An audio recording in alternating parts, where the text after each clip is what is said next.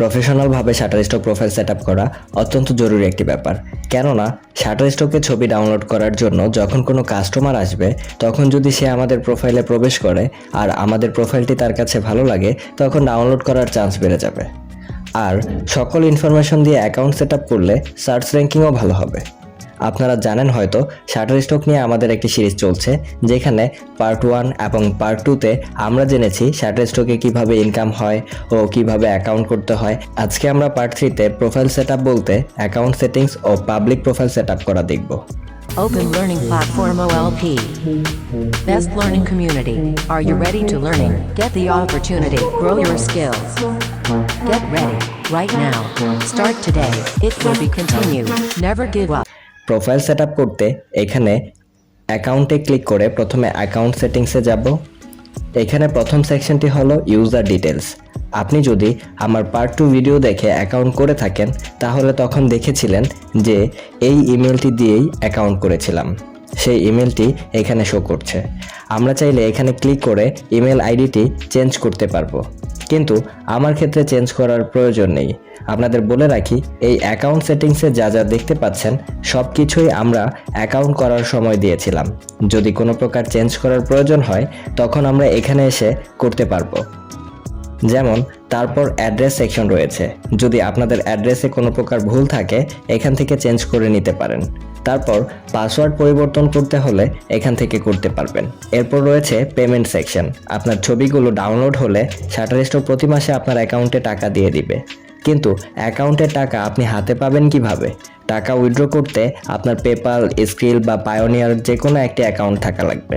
আর এখন পর্যন্ত পেপাল এবং স্কিল বাংলাদেশের জন্য সমস্যা রয়েছে, তাই আপনার একটি পায়োনিয়ার অ্যাকাউন্ট থাকা লাগবে। আর বর্তমানে পায়োনিয়ার বাংলাদেশে কোনো প্রকার সমস্যা নেই।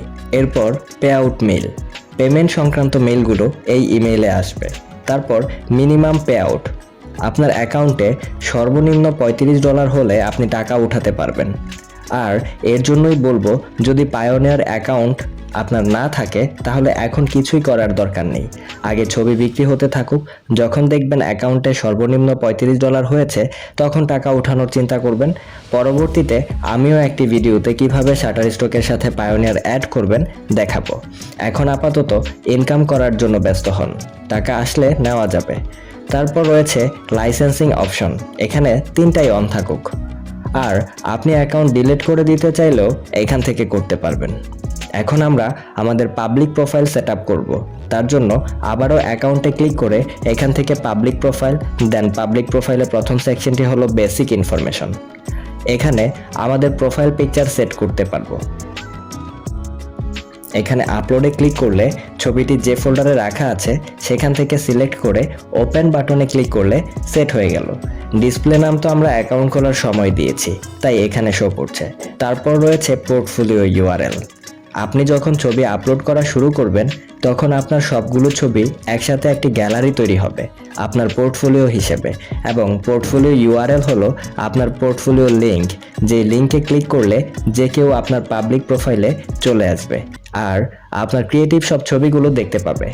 এবং আপনি এই লিঙ্ক আপনার বিভিন্ন ক্লায়েন্টকে বা সোশ্যাল মিডিয়াগুলোতেও শেয়ার করতে পারবেন।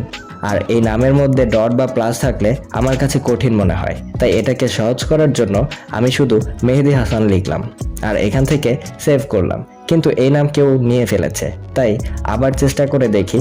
এখন মেহেদি হাসান সৌরভ লিখে সেভ দিলাম, হয়ে গেল, এটা খালি ছিল। মনে রাখবেন, একবার ইউআরএল সেট করলে আর চেঞ্জ করা যাবে না, তাই যে নাম দিবেন ভেবেচিন্তে একবার দিবেন। এখন যদি কেউ যে কোনো ব্রাউজারে যেয়ে সার্চ করে shutterstock.com/g/মেহেদি হাসান সৌরভ কোনো স্পেস ছাড়া, তাহলেই আমাদের প্রোফাইলে চলে আসবে। তারপর রয়েছে ওয়েবসাইট। আপনার নিজস্ব পোর্টফোলিও ওয়েবসাইট থাকলে বা ব্র্যান্ড ওয়েবসাইট থাকলেও এখানে লিঙ্কটি দিতে পারবেন, কিন্তু যাদের নেই তাদের না দিলেও চলবে। আমার ওয়েবসাইট আছে কিন্তু আমি দিব না, কারণ এটা তেমন দরকার নেই। তারপর রয়েছে ট্যাগলাইন।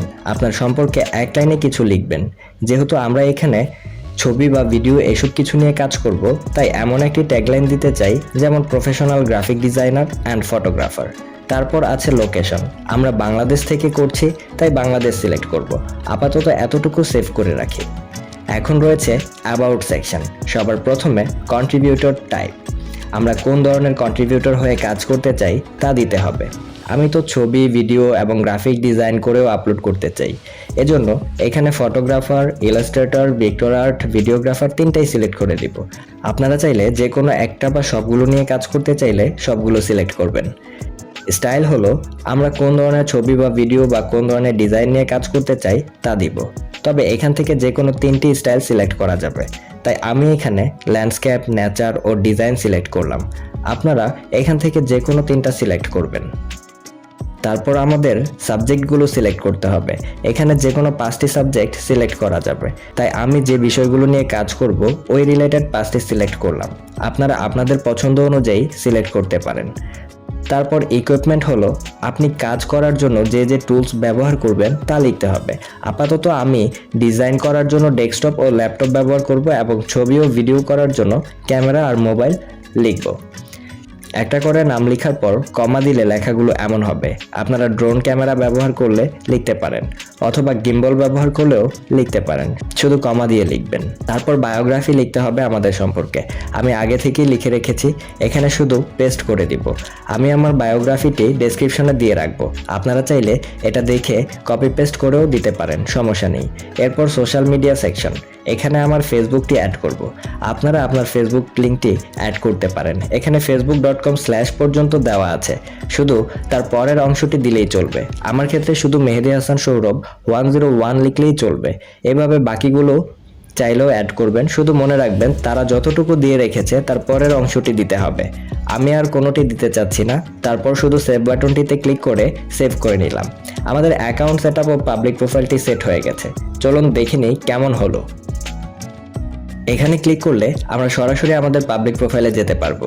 এই তো আমাদের পাবলিক প্রোফাইলে আমাদের profile photo, display name, tagline যেটা দিয়েছিলাম, ফেসবুক অ্যাড করেছিলাম এবং লোকেশন সবকিছু এখানে শো করছে। তার নিচে আমাদের নাম, ট্যাগলাইন ও আমাদের বায়োগ্রাফি আছে এবং তার পাশে স্টাইল, সাবজেক্ট, ইকুইপমেন্ট যা যা দিয়েছিলাম দেখতে পাচ্ছি।